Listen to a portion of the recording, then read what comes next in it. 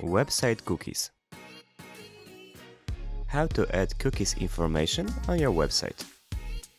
Go to Settings panel and select Cookies Information.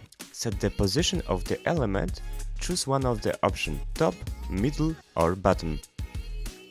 To confirm changes, save and publish the page.